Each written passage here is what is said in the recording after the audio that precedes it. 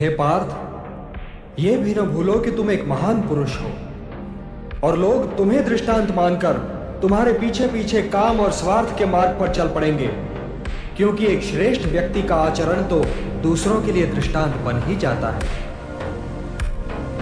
मुझे को लो।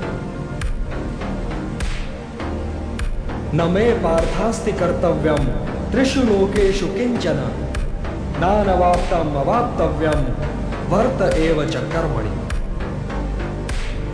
त्रिलोक में मेरे लिए कुछ करना आवश्यक नहीं पार्थ, और त्रिलोक में ऐसा भी कुछ नहीं जिसे मैं प्राप्त करना चाहूं और प्राप्त ना कर सकूं। फिर भी मैं तुम्हारे सामने कर्म कर रहा हूं पार्थ, कर्म कर रहा हूं। यह दिखला रहा हूं, यह सिद्ध कर रहा हूं कि निष्काम कर्म के मार्ग पर चलते हुए जीवन व्यतीत करना संभव है। हे भारत, कर्म तो अज्ञानी भी करते हैं, परंतु केवल अपने निहित स्वार्थ की दृष्टि से। ज्ञानी का कर्म तो निस्वार्थ होता है, संसार के संतुलन को स्थिर बनाए रखने के लिए होता है, लोक कल्याण के लिए होता है। इसलिए हे पार्थ, अपने मन पर कोई बोझ न लो, अपना कर्म मुझे अर्पण कर दो और यह धर्म युद्ध करो। कर्तव्य पालन के मार्ग पर तो मृत्यु भी कल्याणकारी हो जाती है। यदि पितामह, गुरुजनों और सगे संबंधियों का तुम्हें वध भी करना पड़े, तब भी तुम्हें पाप नहीं लगेगा, क्योंकि कर्तव्य पालन पाप रहित होता है पार्थ। कर्तव्य पालन पाप रहित होता है। यदि वे वीर गति को प्राप्त हुए तो उनकी मृत्यु कल्याणकारी हो जाएगी, और यदि तुम वीर गति को प्राप्त हुए तो तुम्हारी मृत्यु।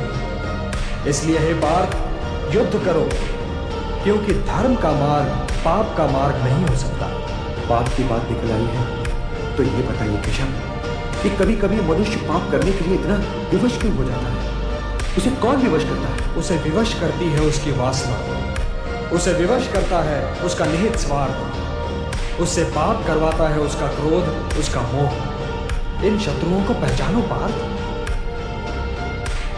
जैसे धुआं अग्नि को ढक देता है, या धूल दर्पण को, या झिल्ली कर्म को, वैसे ही ज्ञान को ढक देते हैं काम, मोह और वासना। काम और मोह की अग्नि ज्ञान को नष्ट कर देती है, और इसीलिए ज्ञानी की वैरी है। हे कौन्तेय, अग्नि को स्वच्छ बनाओ, दर्पण को परिशुद्ध करो, और अपनी इंद्रियों को सौम्य बनाकर ज्ञान और विवेक के नाशकों का वध करो। और हे पार्थ, जो अकर्ता है, जो कर्म फल की इच्छा से मुक्त है, वही ज्ञानी है, वही बुद्धिमान है, और वही कर्मयोगी है। उसके लिए उसका कर्म ही कर्म फल भी है, और इसीलिए वो एक कर्म के पालन के उपरांत कर्म फल की प्रतीक्षा में नहीं ठहरता, बल्कि दूसरे कर्म की ओर बढ़ जाता है। उसके ज्ञान की अग्नि मोह, क्रोध, द्वेष, आकांक्षा, लाभ, हानि, सुख और दुख के मैल को जलाकर उसके कर्म को शुद्ध कर देती है, और उसका कर्म अकर्म बन जाता है। हे पार्थ, जड़ पदार्थ से इंद्रियां श्रेष्ठ है, और इंद्रियों से श्रेष्ठ है मन, मन से श्रेष्ठतर है बुद्धि, और बुद्धि से भी श्रेष्ठ है आत्मा। तो आत्मा की चिंता करो पार्थ, आत्मा की चिंता करो, और देह, इंद्रियों, मन और बुद्धि से ऊपर उठने का प्रयत्न करो। हे पार्थ, तुम तो मेरे भक्त भी हो और मेरे मित्र भी, इसलिए मैं तुम्हें वो योग बताने जा रहा हूं जो बहुत समय से लुप्त है। इस समाज और उसके वर्णों को गुणों और कर्मों के आधार पर स्वयं मैंने रच तो दिया, परंतु इस समाज रचना का फल मैंने कभी नहीं चाहा। इसीलिए कर्ता होते हुए भी मैं अकर्ता हूं, और जो इस रहस्य को समझे पार्थ, वो कभी अपने कर्मों में लिप्त नहीं होगा। न माम कर्माणि लिम्पन्ति न मे कर्म फले स्पृहा इति माम यो भी जानाति कर्म भी न सबध्यते। मुझे कर्म फल की इच्छा नहीं है, जब ही तो कर्म मुझे दूषित नहीं कर पाए। तुम भी निष्काम कर्म करो पार्थ, और अपने कर्म पर अपने निहित स्वार्थ की छाया न पड़ने दो।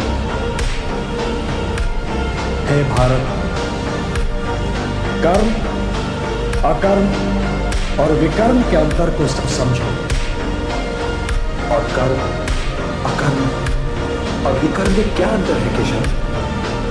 कर्म तो कर्म है ही, किंतु जो कर्म फल की आशा से मुक्त होकर किया जाए वो अकर्म है, और जो कर्म व्यक्ति और समाज के हित में न हो वो विकर्म है, निषिद्ध है। कर्म अकर्म से श्रेष्ठ है, कर्ता अकर्ता से श्रेष्ठ है।